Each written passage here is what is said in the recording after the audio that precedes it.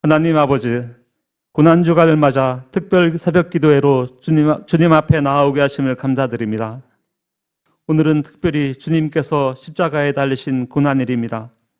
저희를 구원하시기 위하여 험한 고초를 당하신 주님의 희생을 기억하고 묵상하는 하루가 되길 원합니다.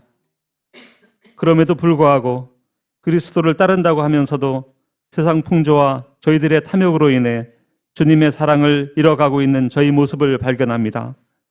하나님의 말씀이 아닌 세상의 기준으로 판단하려 하고 믿음과 사랑보다는 나만의 고집과 철학으로 교회와 성도들을 비판하려고 했던 모든 것들을 이 시간 회개하오니 주님의 보혈로 씻어주시고 성령의 불로 변화시켜 주시기를 간구합니다.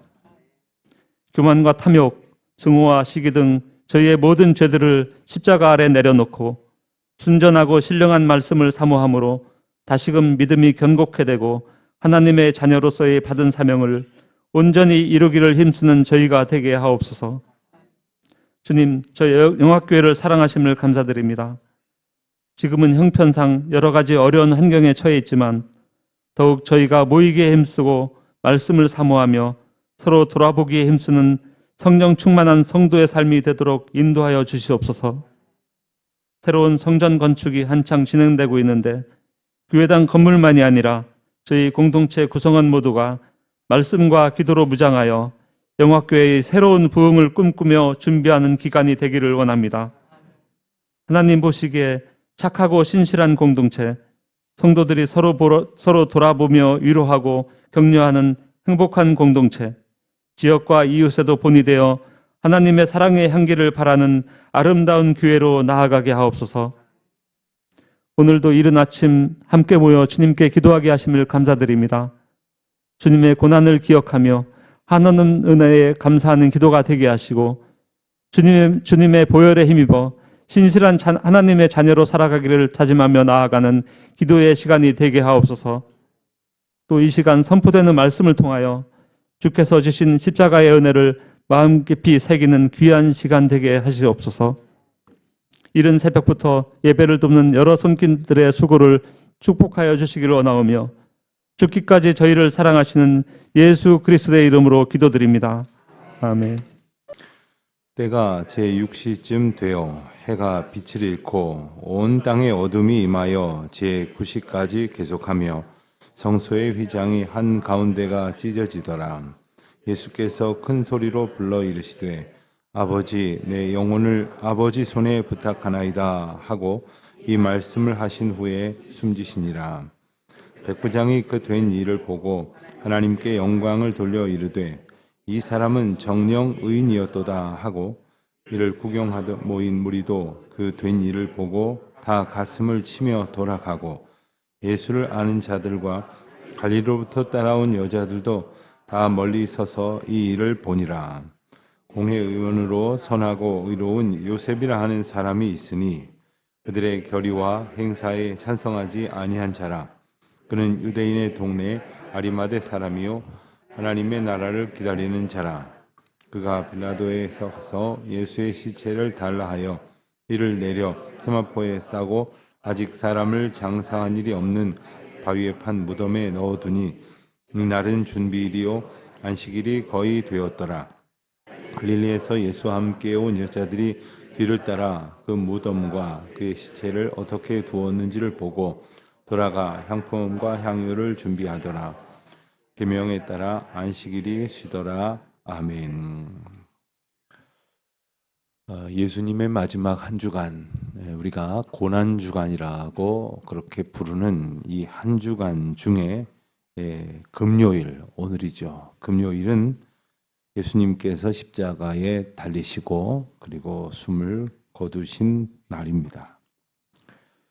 목요일 밤새도록 신문을 받으시고 또 이리저리 끌려다니시면서 고초를 겪으셨습니다. 겟세마네 동산에서 기도하시던 예수님을 끌고 간 로마 군병들은 제일 먼저 가야바 대제사장의 관정으로 갔고 그들은 공회에 넘겼다가 그리고 빌라도에게 보냈습니다. 그 빌라도는 이제 마침 예루살렘에 와 있었던 헤롯 왕에게 보내서 당신이 신문하여 처결하시오 했는데, 이제 헤롯은 또 자기가 그 짐을 또 안기 싫으니까 나도 같은 의견이요 해놓고는 빌라도에게 다시 넘겼습니다. 그리고는 마침내 빌라도가 무죄의 취지로 선언을 하였지만, 이제 무리들이 소동하여서 그는 그 무리의 주장대로 예수님을 이제 십자가 형틀에 내어 놓게 된 겁니다. 그리고 이제 금요일 아침이 되었습니다. 이른 아침부터 꽤 이른 시간이었을 것 같습니다. 예수님은 이제 십자가 형틀을 치고 이제 겟세마네 동산에서 조금 떨어진 골고다, 이제 해골이라고 부르고 그런 모양으로 되어져 있는 갈보리 언덕으로 이제 오르시게 되었고, 마침내 십자가에 달리셨습니다. 그때가 유대 시간으로 제3시, 그러니까 해가 뜨고부터 1시, 2시, 3시 이런 식으로 시간을 계산하기 때문에 대략 아침 9시 정도로 이렇게 보는 겁니다. 오늘 말씀의 44절을 보면 때가 제6시라고 했는데, 이것은 그러면 12시 정오경이 되는 것이고, 그리고 9시까지 계속하였다 하였으니 오후 3시경까지 되어지는 겁니다. 그러니까 우리네 시간의 어떤 의미로 본다면 오늘 아침 한 9시경에 십자가에 달리셔서 오후 3시쯤 이렇게 숨을 거두시게 된다 하는 겁니다. 그 사이에 일어났던 일을 44절에서는 아주 간명하게 이렇게 설명을 합니다. 우선 12시쯤 되었을 때 해가 빛을 잃게 됐다. 그리고 온 땅에 어둠이 임했다. 여러분, 잠깐 어느 한 지역에 마치 우리가 먹구름이, 비가 올 때 먹구름이 쳐서 좀 어두워질 때가 낮에도 있지 않습니까? 그 정도로 얘기하는 것이 아닙니다. 온 땅에 어둠이 임하였다고 성경은 분명히 일러 주십니다. 그리고 45절 말씀에 보면 성소의 휘장이 한가운데가 찢어지더라. 이제 성소, 성막 안에 있는 그 성소와 지성소를 가르는 이제 휘장이 있었습니다. 그 성소와 지성소, 그 지성소 안으로는 대제사장만이 1년에 한 차례 들어가서 대속죄일에 모든 백성들의 죄를 대속하는 제사를 이제 집리하는 과정 속에 들어갈 수 있었습니다. 그런데 그 휘장이 찢어졌다는 것입니다. 다시 말하면 이 하나님께로 나아가는 그러한 모든 그 우리의 죄로 인한 제한들을 예수 그리스도의 십자가로 완전히 거두어내셨다는 거예요. 예수 그리스도의 십자가가 어떤 의미가 있느냐? 우리의 죄를 속하고 우리가 잘 아는 대로 여러 가지로 설명을 할 수 있지만, 바로 오늘 이 45절의 말씀을 보면 하나님께로 나아갈 수 있는 가장 심각한 문제, 절대적인 문제, 그리고 절대로 해결할 수 없는 죄의 문제를 예수 그리스도의 피 흘리심과 십자가의 죽으심으로 이렇듯 해결해 주셨다. 단번에 해결해 주셨다 하는 겁니다. 46절에 보면 예수께서 큰 소리로 불러 이르시되 하시면서, 우리가 소위 가상 7원이라 말씀하고 있는, 말씀드리는 그 예수님의 십자가상에서의 여러 가지 말씀 중에 제일 마지막 말씀이 되는 아버지, 내 영혼을 아버지 손에 부탁하나이다. 어떤 분은 그래요. 아니, 예수님이 하나님이신데 굳이 뭐 이런 이야기를 할 필요가 있는가? 그렇습니다.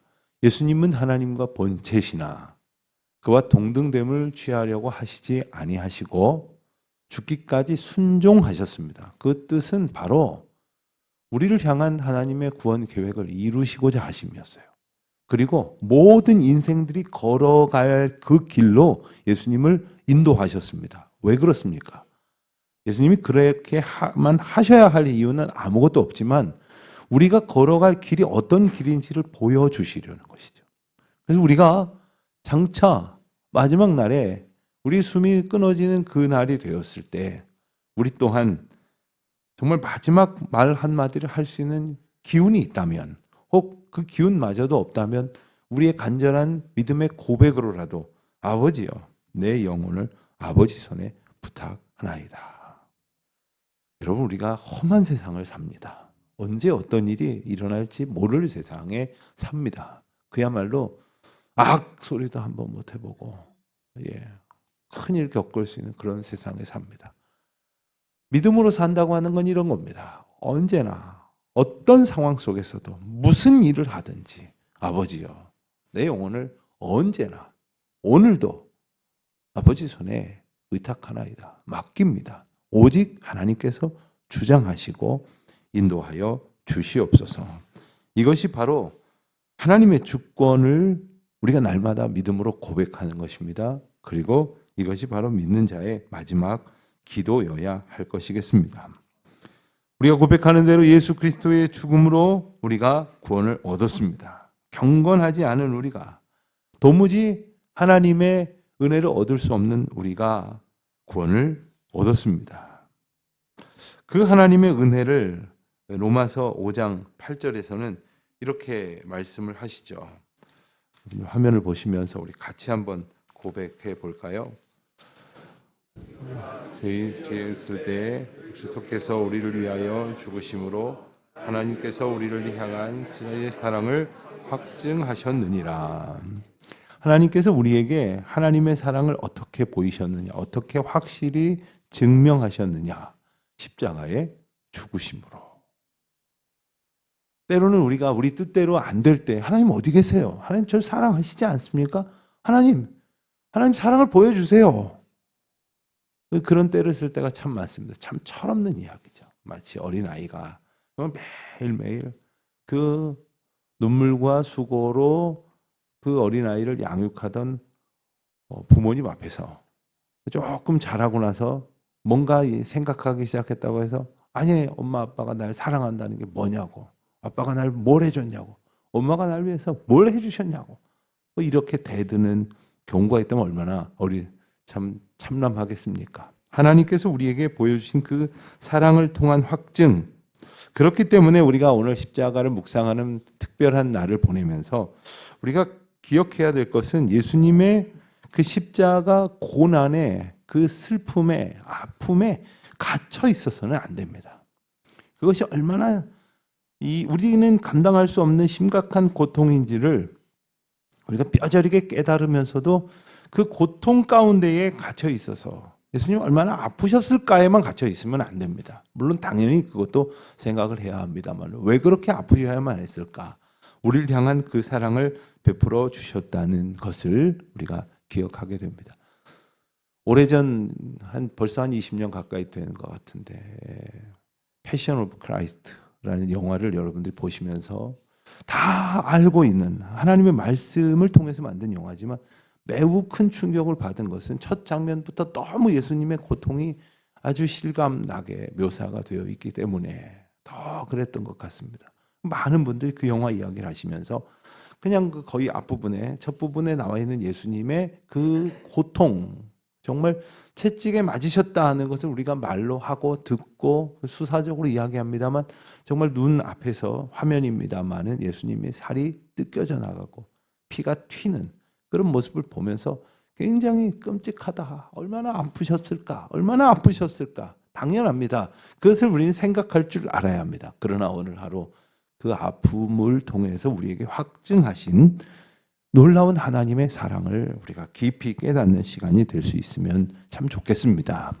그 자리에는 많은 사람이 있었습니다. 그들은 한마디로 말하면 목격자들입니다. 우리는 오늘 말씀을 통해서 보는 목격자들입니다. 오늘날은 이 영상을 통해서 수많은 사람들이 거의 동시간적으로 그 상황을 다 볼 수가 있습니다. 옛날의 뉴스는 그랬다더라 하지만 요즘은 그냥 영상을 탁 보여줍니다. 모든 것을 이야기해 줍니다. 마찬가지입니다. 이 사람들은 그 자리에서 우리는 살아계신 하나님의 인도하심 가운데에서 이미 2000년이 훨씬 지났지만 말씀을 통해서 성령님의 인도하심을 통해서 다시 이 장면을 봅니다. 우리는 어떤 목격자여야 할까 하는 생각을 해보게 됩니다. 47절 보면 목격자 백부장이 등장을 합니다. 그런데 그는 그 일을 보고 하나님께 영광을 돌렸다고 했습니다. 이것은 하나님이 계시군요. 하나님이 계심을 제가 인정합니다. 하나님이 하셨군요. 이거 하나님이 하시는 일이군요. 이렇게 고백했다는 의미입니다. 여러분, 우리가 좋은 일 있을 때 할렐루야, 하나님이 해주셨군요. 이렇게가 됩니다. 그런데 건강검진 받으러 갔는데 정말 원하지 아니하는 이야기를 듣게 됩니다. 그때도 하나님이 하셨군요. 하나님이 하실 거죠. 할 수 있어야 하는 거 아닙니까? 정말 고통 가운데서 정말 잘 안 되고 힘들 때 이 또한 하나님이 인도하시는 줄 믿고 하나님이 하셨군요.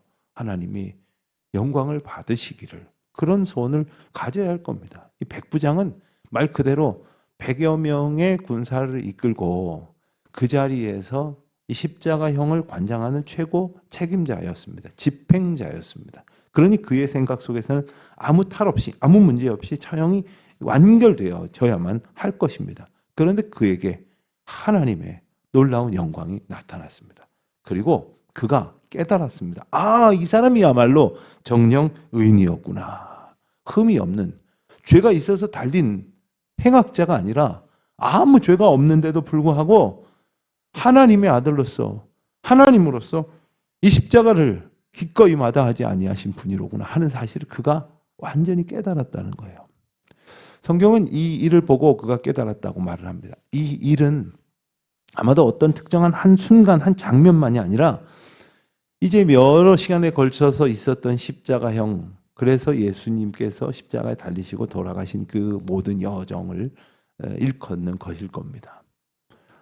오늘 본문에 보면 성소의 휘장이 찢어졌다. 이 장면은 아마 백부장은 볼 수가 없었을 거예요. 이것은 독자인 우리를 위해서 설명해 주시는 말씀이지, 골고다 언덕에서 십자가형을 집행하는 책임자가 저 멀리 성전에 휘장이 찢어지는 것을 볼 수 있지는 못했을 거예요. 그러나 다만 하늘이 어두워지고, 그리고 예수님께서 그 십자가에 달리신 중에도 끊임없이 사람들의 죄를 용서해 주실 것을 간구하고, 그리고 오직 하나님 앞에 의탁하고 믿음으로 하나님을 바라보면서 견뎌내는 그 장면을 보면서 그는 깨달았던 것이죠. 또 다른 목격자들이 있었습니다. 48절에 보니까 구경하던 무리가 그 된 일을 보고 가슴을 치며 돌아갔다 했습니다. 가슴을 치며 돌아갔다. 이 가슴을 치며 돌아갔다는 말은 관용적인 표현으로 돌이켰다, 마음을 돌이키려고 했다, 회개하려고 했다는 뜻입니다. 그러니까 그 중에는 이거 우리가 잘못한 일 같은데, 이거 이래서는 안 될 일을 한 것 같은데 하는 생각이 들었다는 겁니다. 왜 그렇습니까? 십자가에 못 박으라고 소리를 질렀을 때는 뭐가 대단한 일을 할 줄 알았지만 그저 내가 원하는 길이 아닌 다른 길로 걸어가는 한 나사렛 청년에 대해서 나의 분노를 쏟아내는 것이었고, 틀렸다, 잘못됐다, 거짓이었다라고 생각이 되었었지만 그 십자가에서의 예수님의 모습을 보면서 그는 이게 뭔가 내가 생각한 것과 다르다고 하는 것을 깨닫게 되었다는 거죠. 여러분, 은혜가 뭐냐 하면 내가 생각한 것과 다른 것을 깨닫는 게 은혜예요. 이 하나님의 방식은 내가 생각했던 것과 다르다는 것을 깨닫는 게 은혜예요. 그래서 내가 생각했던 걸 과감하게 포기하고 하나님의 인도하시는 그 길로 걸어가는 게 은혜죠. 그래서 내가 잘 되는 게 은혜가 아니라 내가 혹 잘못되더라도 하나님의 방식을 붙드는 것이 은혜가 되어지는 것입니다. 49절 말씀을 보면 또 다른 목격자들이 있습니다. 예수를 아는 자들, 갈릴리로부터 따라온 여자들, 그들도 다 멀리 서서 이 일을 보고 있습니다. 여러분, 우리는 어떤 목격자입니까? 우리는 그 목격자로서 어떻게, 무엇이 달라졌습니까? 어떤 생각이 달라졌고 또 어떤 행동이 달라졌습니까? 고등학교 다닐 때 정말 문제가 많던 한 친구가 기억이 납니다. 그 친구가 또 저희 교회를 출석을 했는데 저는 저 친구는 교회 안 나오면 좋겠다는 생각도 한 적이 있어요. 하도 와서 말썽을 부리고 동네 아주 골칫거리에다가, 그리고 그 친구가 다니는 교회이기 때문에 오히려 교회 안 다니는 사람들이 저 교회 애들은 다 이상한 것 같아, 이런 소리도 서슴지 않고 했던 그런 친구였습니다. 고등학교 다닐 때 그 친구 아버님이 갑자기 돌아가셨어요. 딱 며칠 굉장히 고생하시고 돌아가셨어요. 그런데 그 아버님의 죽음이라는 사건 앞에 이 친구가 완전히 달라졌어요. 정말 한평생 보면서 그렇게 변한 사람은 바울 말고는 본 적이 없는 것 같아요. 완전히 달라졌어요. 지금껏. 그리고 완전히 달라진 그 길로 오직 하나님만 믿고 오직 세상 사람들 앞에 하나님의 사람이 어떤 사람인지를 보여주는 그 삶의 모습으로 살아가고 있음을 최근에도 제가 확인을 했습니다. 여러분, 뭔가 어떤 사건으로 인해서 사람은 달라집니다. 그런데 사실 그러다 말죠. 그리고 조금밖에 달라지지 않습니다. 그러나 예수님의 십자가라고 하는 가장 큰 사건을 보면서 우리는 도대체 뭐가 달라졌을까? 우리는 어떤 달라진 변화 속에 살아가고 있는가? 오늘 우리는 어떤 목격자일까? 그 구체적인 바른 믿음의 행동을 보여준 한 사람이 오늘 본문에 등장을 합니다. 바로 우리가 잘 아는 아리마대 사람 요셉입니다. 그에 대한 설명이 50절, 51절에 나와 있습니다. 그는 하나님의 나라를 기다리는 자였다. 이렇게 말합니다. 저는 두 가지를 꼭 기억했으면 좋겠습니다. 다른 설명도 붙일 것이 많지만 그는 목격자였습니다. 그리고 하나님 나라를 기다리는 자였습니다. 하나님 나라를 기다리는 자는 죽기만을 기다렸다 이런 얘기가 아닙니다. 하나님께서 다스리시는 모든 상황을 소원했다는 뜻입니다. 우리는 비록 이 세상을 살지만 분명히 공중 권세 다스리는 자의 지배, 어떤 세상에 썩어질 것들이 휘감고 붙들어 끌어가는 것들이 정말 적지 않은 시대 속에 우리가 살아갑니다. 그러니까 우리의 소원이 뭐여야 되냐면 그 가운데에서 우리도 뭔가 하나의 덕을 보고 하나의 성공의 떡을 먹는 것이 아니라 온전히 하나님이 다스리는 나라, 온전히 하나님이 붙드시는 나라. 여러분, 총선이 곧 있는데 어떤 생각이 드십니까? 많은 분들이 그래도 정말 진지하게 기도하시고 나라를 생각하시는 분들이 다 걱정이세요. 이리 걱정 저리 걱정이세요. 들어보면 이쪽에 서서 또 걱정하고 이쪽에 서서 또 걱정해요. 저도 걱정이 많습니다. 그런데 이런 생각도 해보게 돼요. 옛날에는 뭐 전쟁도 겪었는데 일제시대도 겪었는데 그 가난하던 시대에도 살았는데 그때 우리 선조들은 정말 믿음으로 하나님 의지하면서 살았어요. 근데 오늘날 적지 않은 수의 성도들이 있다고 하는데 자기가 원하는 번호만 외치고 하나님을 바라보지 않아요. 하나님을 의지하지 않아요. 이번 기회가 우리가 정말 하나님을 의지하는 기회가 됐으면 좋겠어요. 어떤 번호를 들고 나온 사람이 1번이냐 2번이냐 이래가면서 들고 나온 사람들이 다스리는 나라를 꿈꾸는 게 아니라 하나님이 다스리는 나라를 꿈꾸는 그런 성도들의 기도가 있기를 바라는 것입니다. 그는 지금 예수님의 시체를 내어달라고 하고 장례를 치릅니다. 그리고 정성껏 장례를 치릅니다. 그런데 그가 이렇게 예수님의 장례를 치르면서 어떤 불이익이 닥칠지 우리는 감히 상상할 수가 없습니다. 왜냐하면 그는 공회원이기 때문입니다. 그는 예수님을 십자가에 못 박은 장본인들과 한 그룹이에요. 그 안에 속하여 살고 있다는 것입니다. 여러분, 그 무리 안에서 다른 말을 하는 것이 쉽지 않은 시대를 살고 있어요. 자기가 속한 자리에서 그들의 방식이 아니라 하나님의 방식을 따르는 것이 참 쉽지 않은 시대에 살고 있어요. 요즘 우리 사회의 가장 큰 문제라고 한다면 바로 의료계의 문제일 것입니다. 여러분들도 아마 의견들이 있으시겠지만 그런 거 하나도 중요하지 않습니다. 하나님이 뭘 원하시는지를 생각해 보세요. 하나님이 어떻게 우리 사회에 있는 문제 앞에서 성도들이 반응하기를 원하실까를 생각해 보세요. 내가 무슨 위치에 있는지를 중요한 것이 아닙니다. 내가 의사이든 의사가 아니든 내가 의사와 관련 있는 자리에 있든 비교적 관련이 없는 자리에 있든 그것이 중요한 것이 아닙니다. 하나님의 방식은 우리에게 뭘 보여주고 뭘 요구하고 있는가. 비단 그 문제뿐만이 아닙니다. 모든 정치적, 경제적, 사회 현상적 상황 속에서 우리는 저마다 말이 많아요. 목소리가 많아요. 그런데 다 다르잖아요. 그럼 어떻게 하자는 겁니까? 계속 싸우고 살 수밖에 없는 거예요. 그런 상황 속에서 예수님은 십자가를 지심으로 뭘 보여주신 것입니까? 다 하나님 방식으로 가자. 다 십자가의 방식으로 가자. 다 저기서 우리가 죽으면 하나님의 주권 가운데서 우리가 다 온전하여질 것이니 오직 십자가의 방식으로 가자는 것을 보여주시는 거예요. 그대로 산 사람이 바로 아리마대 사람 요셉이에요. 아마 이 사람은 장례 치르고 나서 공에서 쫓겨났을 거예요. 그러나 그는 그걸 몰라서가 아닙니다. 하나님의 방식으로 산다는 것은 세상에서 내 지위를 하루 이틀 더 유지하는 것이 목적일 수 없다는 것을 그는 깨달았어요. 어쩌면 정말 마지막 기회라고 생각했을지 모르겠어요. 저는 제가 존경하고 사랑하는 많은 과거의 선생님들이나 선배님들이나 교계에 존경하는 어르신들이나 이런 분들 자주 만나지 못해도 그래도 친분이 있다고 생각이 들면 제가 어떻게든지 장례식에는 가려고 해요. 가능한 한 장례식은 가려고 해요.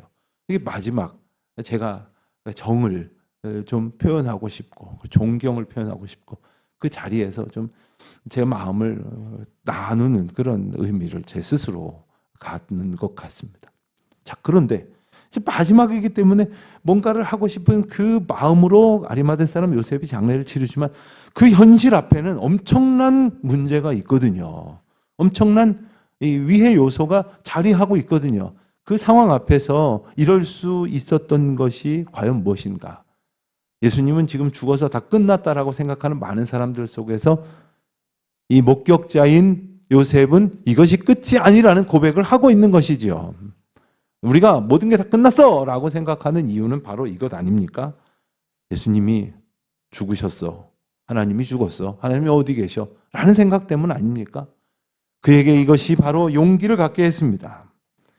오늘 우리는 이 요셉의 용기와 함께 이제 베드로의 비겁함을 연상하지 않을 수 없습니다. 정말 그가 시신을 내어달라고 했던 것을 마가복음에서는 뭐라고 표현했냐면 당돌이 시신을 요구했다 이렇게 표현을 하고 있어요. 15장 43절에 가서 보면.